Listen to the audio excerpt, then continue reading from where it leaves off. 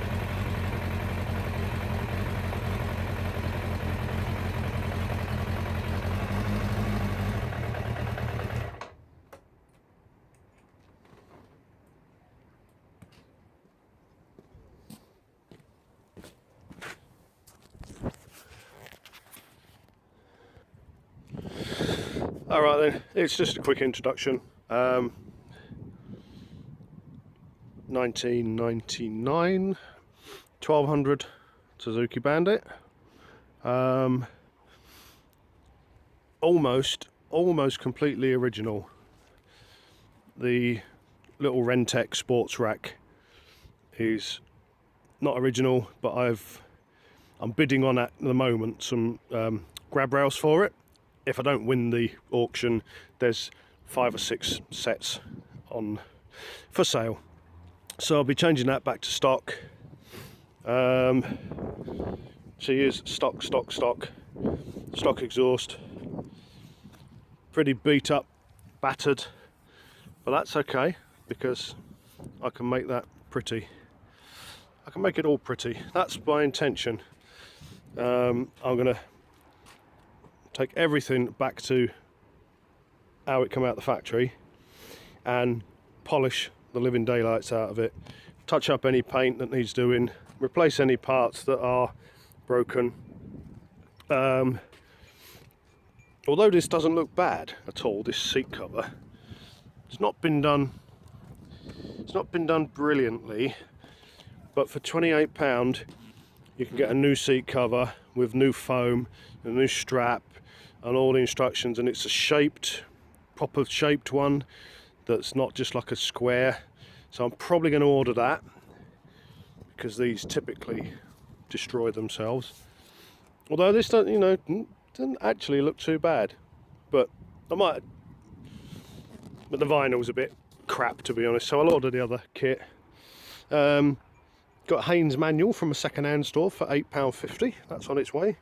Yeah, I'm basically going to turn this back to, it's almost stock anyway. I'll find anything rusty, I shall de-rust it. Anything that needs paint, I will repaint. Yeah, a restoration on a simple, straightforward motorcycle. She's got good new tyres. She's been fully serviced. Got a new chain, new brakes, new brakes, new tyres.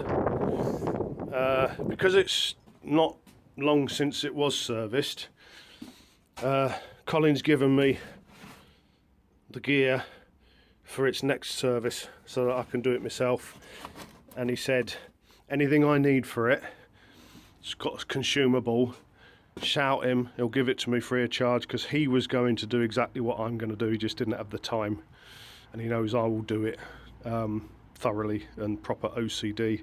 So he said he will give me any parts I need, like any consumable parts, odds and ends, knicky knacks, he will give me them free of charge, which I thought was fantastic, really good. So anyway, that's it. It's there's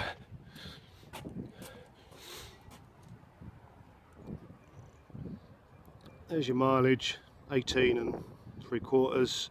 The last 3,000 miles were actually done by my good friend Ken, who is also a friend of Colin at the bike shop. He runs a riding school, training school. He actually had this on loan for a year as his bike to ride around whilst training people, which is really nice to know. It's nice to know that the 3,000 miles it did in the year was done by my mate Ken. So that's fantastic, and it was all kept up to date with the tyres and everything. It's got Michelin Power RS are the tyres. I believe they're sort of mainly dry weather type tyres, but I'm sure they'll be fine. Anyway, they're fine. We'll have them until they get eaten. I'm glad the tail bit's still on it, and all the bits, it hasn't been chopped down. And the let me turn the camera around. You've seen enough of this. It's just going to get polished. There's a little dent in the tank, or there's a couple of little dents in the tank. There's a dent in the tank there. It's a bit scuffed, but might be able to get that out without too much trauma. Not me personally, but there's someone I know who might be able to get that out with not too much trauma. If it needs a full respray, then another person I know will be able to reproduce this perfectly. But you know, I don't know what's underneath these. These will be coming off. It's probably worn out scratches, but never mind.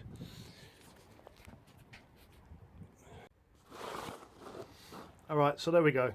Anyway, so the idea is, it's the only one I've ever seen that's original, apart from that rack, which I can sort out in 5 minutes. And the same with Colin. He went and bought it a couple of years ago to restore to its original form and put in his showroom, and just leave it in his showroom, not for sale. He's got a 600 Mark 1 as well, which is in his showroom, which is all restored and polished. So it's, you know, something to, conversation piece in the shop. He didn't intend to sell this. He was going to restore it. Through one reason or another, Ken got to use it for a year, and the idea was to lend it to Ken, and then when Ken was sorted, he brought it back, as he did, and then Colin was going to restore it, by which time Colin started to get really busy in the shop, so he let me have it as a deal and some cash for the broken Triumph. And you know what? That Triumph was fantastic. It was that was going to be a keeper. That was a great bike. I absolutely loved that. It was fantastic. But in hindsight, these things are all for a reason. I absolutely love this. This is so me. I was looking at this bike before Ken borrowed it. I actually went to buy this bike when I ended up buying the Triumph, because the day I got there, this bike had just gone out on loan. So I bought the Triumph instead, because I wanted a lighter bike than the BMW.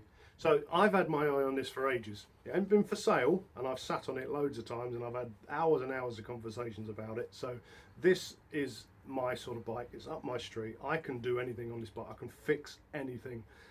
There's nothing I can't do with this. The tank I might get done by my mate Mark, who's got his own paint shop, who's done bumpers on cars for me and accident damage on cars, and he's just a proper professional spray shop, so you know, he can make things invisible. So yes, the value of these is going up. You can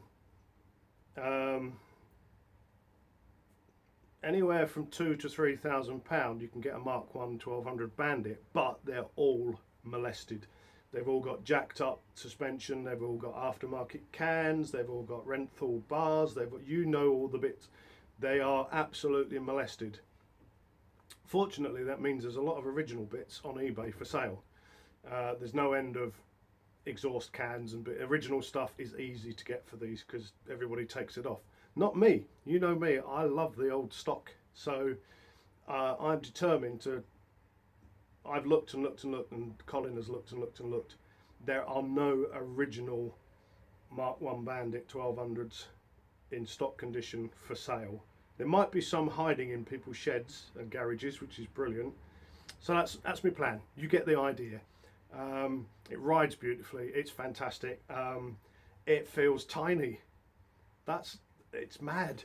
How can a 1200 Bandit feel tiny? Well, it does, because obviously I've been riding on the BMW. BMW's gone finally, and it's gone to a person who will use it exactly for what it's intended to. He has got 1 or 2 year old really nice Harley. I'm not sure what it is, I don't know my Harley stuff. It's a big proper Harley, beautiful. It's getting to that time of year now where he doesn't want to take it to work every day in London. He wants something more practical, and he also wants to do, with his mates, go and tour Europe, go to Slovenia and all these places. So for him, having a brand new really expensive Harley, to buy a 17-year-old BMW Tourer in great condition, for him peanuts, you know, under £3,000, he was absolutely over the moon when he got here, and he's really happy. So he's on his way back down to Kent now. He was over the moon with all the luggage and all the extras I've put on it, and all the stuff I've done, and all the care and attention it's had. And again, that was fate. He went to buy exactly the same bike as Rita last weekend, I think it was, from a dealer, and so he knew what he wanted. When he got there, they'd sold it. So, as luck would have it, his lovely wife Sarah looked on Auto Trader and found mine. So that's fate. It was obviously destined to have my BMW, and I was obviously destined to have Ruby, the Bandit. So there you go. Right, this has been quite long. It's about 15 minutes, so I'm waiting for a phone call now for somebody to possibly come this weekend to have a look at the Escort, because that's going as well. I'm slimming down the fleet. Just want a car, my van, Tracy's car, Holly's car, and the motorbike. And I've got a little cunning plan, because we're not going to have luggage or anything anymore. This is staying naked. We're going back to basics. But I have a little plan for that Rentec rack. I've already spoken to my welder guy at work. If I get my grab handles, or when I get some grab handles, I can bolt them on, 4 bolts. And then the Rentec rack is going to get converted into a small sissy bar with a pad for Tracy. So when we're going out 2-up, which is rare, I can 4 bolts, just put that on, and it'll be just a small minimalistic sort of sissy bar back pad for Tracy, which I can get done professionally by a really good welder, a coded welder at work. So that's good. That's a little project, but it doesn't affect the stockness of the bike, because when Tracy's not on it, it will just have the normal grab handles. There's probably loads of other things I can't think of now, but you'll be able to watch the process of me making it really, really pretty. So thanks for bearing with me for nearly 18 minutes now. I've been Springy. As you can tell, I'm really happy. There's a new bass guitar in the house as well to show you, but that's for the guitar music side of the channel. So until next time, I've been Springy. Peace and love. Sun's out, it's a beautiful day, but Hurricane Storm Kira is just about to hit us. So luckily Heath left here early enough to get back to Kent before that hits. So take care, ride safe. I've been Springy. See you later.